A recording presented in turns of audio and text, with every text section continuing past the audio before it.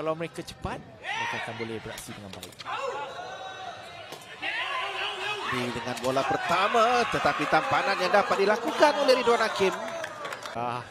Lihatlah bagaimana Ridwan Hakim, dia melebarkan badannya, memanjangkan kakinya. Bersama.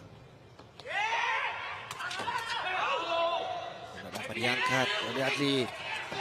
Kali ini bijak tindakan dari Adli ini, dia hanya perlu meninggikan sahaja bola.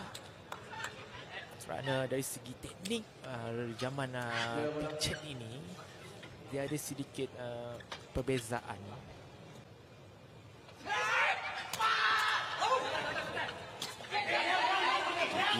Daripada Adli, dan kali ini berjaya untuk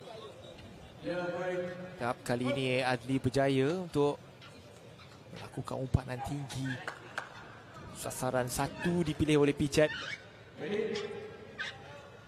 Mungkin dia dah menyedari di mana Ridwan Hakim akan melakukan hadangan di kawasan dalam.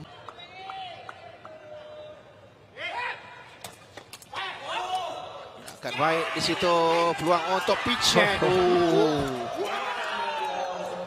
Cross court spike.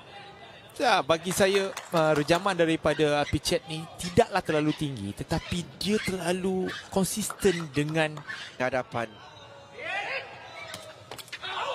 Diangkat oleh Adli, satu umpanan tinggi untuk Pinchet.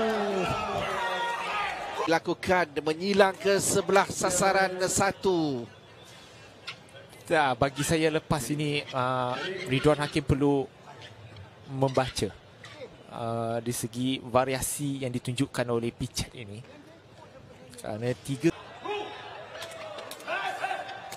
Zazwan untuk umpanan diberikan. Tamparan masuk dari Pinchet oleh Rosli Rahman. Ya, Pinchet melihat. Dapat diangkat oleh Adli. Kerana umpanan ini tidak terlalu tinggi. Pinchet cuba untuk terus melakukan rejaman laju ke kawasan dalam.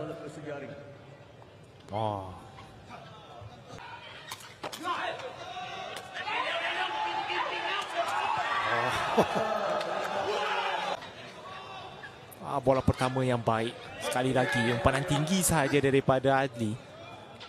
Lihat bagaimana. Dapat diangkat oleh Adli. Tampanan Akasik Tan Warrior. Zuan berjaya untuk melakukan tackling.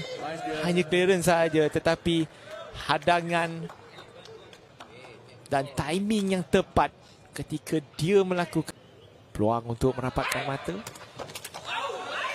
Adli dengan bola pertama dan umpanan untuk Pinchet kali ini dapat dimasukkan. Pertama berjaya diapungkan, tiada masalah kerana bola pertama itu sangat penting bagi permainan sepak takraw, dan itu yang akan mengubah corak permainan pasukan itu. Lihat bagaimana cukup yakin daripada rumput tanda memimpin permainan.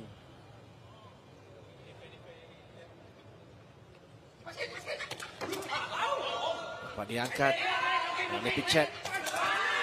Ada peluang untuk Akasin melakukan hadangan tersebut. Ya, walaupun ruang panan daripada Adli ini berada di kawasan dalam, tetapi dia cukup yakin untuk terus melakukan rejaman laju, dan kali ini bawah daripada